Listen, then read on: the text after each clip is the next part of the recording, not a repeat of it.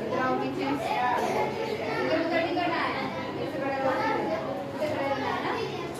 अंजलि क्या कर रही है? ज़्यादा अच्छा है क्या डाल? ज़्यादा अच्छा है? हैं? ज़्यादा अच्छा है? ऐसे ऐसे करोगे, पहले ऐसे करो, अपने हाथों को सीधा करो, ऐसे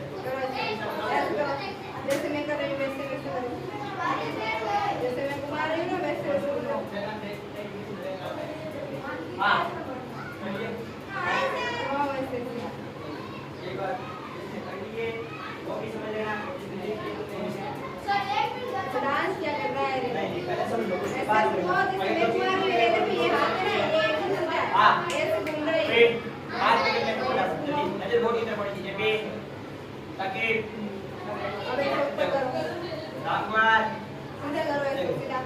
मैंने आपको कल बताया था कि कंजक्शन वापस ठीक है ऐसे तो करो। कंजक्शन को क्या कहते हैं ठीक है वापस ऐसे और करो। एक और क्या होता है वापस जोड़ना घुमाओ। बताया था अब कंजक्शन का अपन एक पार्ट के दो क्या नाम था कनेक्टर क्या होता है कनेक्टर कनेक्टर यानी क्या होता है जोड़ना कनेक्टर यानी क्या होता है जोड़ना मैंने बताया था ये दो एक अपन किसको जोड़ सकते हैं लेटर को किससे जोड़ सकते हैं वर्ड को सेंटेंस को क्लोज को फ्रेज को बात बताया था मैंने एक मैंने बताया था फ्रेज को एक बताया था आपको क्लोज दो बताए थे अब जो क्लोज है ना क्लोज को अपन एक हुक और के भी कह सकते हैं क्या कह सकते हैं मैंने आपको कल बताया था क्लोज से क्या बताया था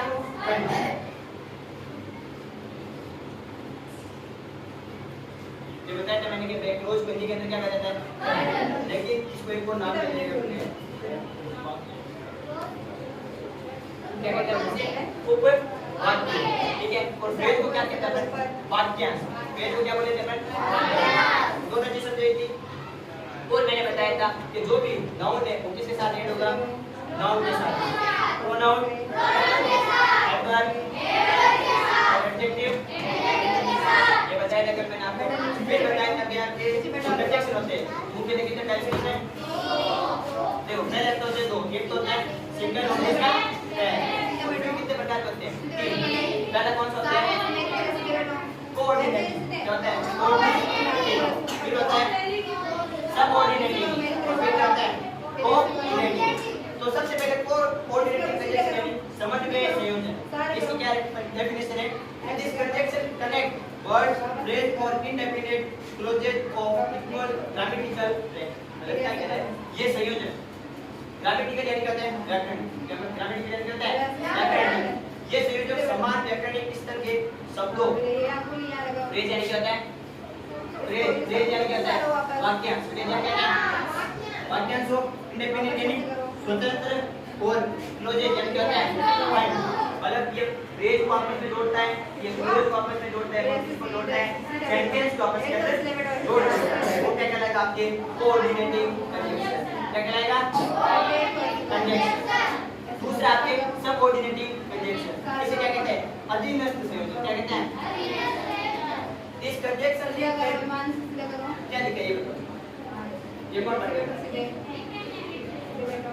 डिपेंडेंट क्या कहते हैं डिपेंडेंट या फिर इसको क्या कहते हैं अपन सबऑर्डिनेट क्या कह सकते हैं subordinate clauses to and indefinite clauses showing a relationship of time clause और कॉन्ट्रैक्ट मतलब क्या कह रहा है ये संयोजक एक आश्रित मतलब क्या है आश्रित और अधीनस्थ मैंने आपको अधीनस्थ का बताया था हैं इसीलिए क्या करना अधीन आश्रित या अधीनस्थ उपवाक्य को एक स्वतंत्र उपवाक्य से जोड़ते हैं किससे जोड़ते हैं एक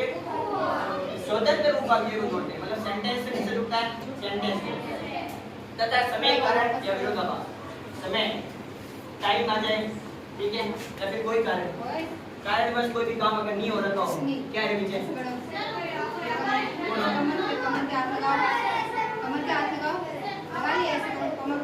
चुप हो जा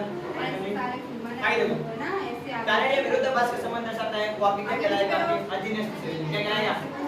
अधीनस्थ संयोजन अगला क्या आपके कोरिलेटिव कंजक्शन कौन सा है जिसे कहते हैं अपन सहसंबंधी संयोजन इस कंजक्शन कम इन पेयर अब पेयर यानी तो मैंने आपको कल बताया था जोड़ा